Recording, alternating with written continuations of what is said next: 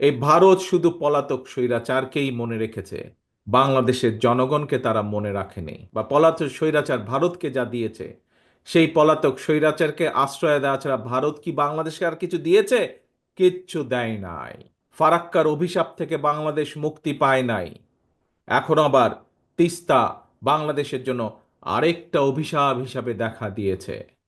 সব আন্তর্জাতিক আইন লঙ্ঘন করে আমাদের প্রতিবেশী উজানের গজলডোবায় একটা বাঁধ নির্মাণ করেছে। করে তিস্তার এই স্বাভাবিক পানি প্রবাহকে তারা নিয়ন্ত্রণ করে চলেছে। তাদের এই অপ্রতিবেশীমূলক আচরণের কারণে আজকে উত্তরাঞ্চলের লাখো কোটি জনগণ বন্যায়, খরায় দুর্বিষহ জীবন পার করছে। পানির অভাবে তিস্তার বুকে আজকে ধু ধু বালুচর।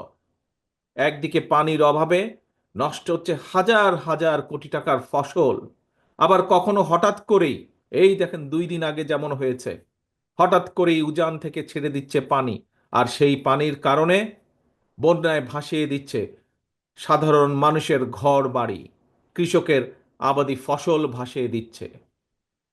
প্রত্যেক বছর এই বন্যার কারণে বলা যায় প্রায় সময় বন্যার কারণে এমনকি কোনো কোনো সময় বছরে 3বারও বন্যা হয়েছে এই অঞ্চলে। আর এই বন্যার জন্য প্রতি বছর তো ভাঙন তো আছেই, নদীর ভাঙন। শস্যেরও যে আর্থিক ক্ষতি হচ্ছে, প্রায় লক্ষ কোটি টাকার আর্থিক ফসলের ক্ষতি হয়। প্রিয় সংগ্রামী ভাই বোনেরা, এই যে 5ই আগস্ট চলে গেল, এই 5ই আগস্টে আমরা দেখি যে একজন পালিয়ে গিয়েছে এই দেশ থেকে। একটা খুনি এই দেশ থেকে পালিয়ে গেছে, স্বৈরাচার এই দেশ থেকে পালিয়ে গিয়েছে। এই স্বৈরাচার একটা কথা বলেছিল একবার, নিশ্চয়ই আপনাদের সকলের মনে আছে। কি সেই কথাটা? স্বৈরাচার বলেছিল, ভারতকে যা দিয়েছি সেটি তারা সারা জীবন মনে রাখবে। প্রিয় ভাই বোনেরা, এই ভারত শুধু পলাতক স্বৈরাচারকেই মনে রেখেছে, বাংলাদেশের জনগণকে তারা মনে রাখেনি। সেই জন্যই পানির যে ন্যায্য হিস্যা বঞ্চিত তিস্তাপারের বিক্ষুব্ধ জনগণের মনে প্রশ্ন, পলাতক স্বৈরাচারকে ভারত যা দিয়েছে, বা পলাতক স্বৈরাচার ভারতকে যা দিয়েছে, সেই পলাতক স্বৈরাচারকে আশ্রয় দেওয়া ছাড়া ভারত কি বাংলাদেশকে আর কিছু দিয়েছে? কিচ্ছু দেয় নাই। সারা বিশ্ব জুড়ে, প্রিয় ভাই বোনেরা, সারা বিশ্ব জুড়েই কিন্তু সব প্রতিবেশী রাষ্ট্রের মধ্যেই সমস্যা সমাধান কিংবা পারস্পরিক স্বার্থ জড়িত থাকে। নিজ নিজ দেশের স্বার্থ রক্ষা করে প্রত্যেকটি দেশই কিন্তু সমস্যার সমাধানগুলো করে, সমস্যাগুলো নিরসন করে। আমরা সবাই জানি এটিই হচ্ছে কূটনৈতিক রীতি।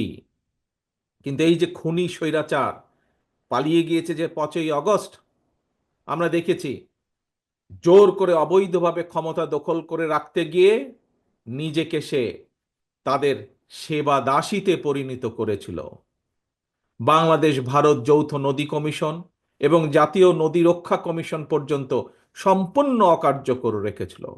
সারা দেশের মানুষ জানে এখনো ভারতের সঙ্গে বাংলাদেশের বিরাজমান ফারাক্কার সমস্যার সমাধান হয়নি। জনগণের, উত্তরাঞ্চলের বিশেষ করে জনগণের বহুল প্রত্যাশিত তিস্তা চুক্তিও হয় নাই। অথচ সকল আন্তর্জাতিক রীতিনীতি ভঙ্গ করে এই পলাতক স্বৈরাচার, এই খুনি স্বৈরাচার প্রতিবেশী দেশকে ট্রানজিট শিপমেন্টের বন্দর ব্যবহারের একতরফা সুবিধা দিয়ে গেছে।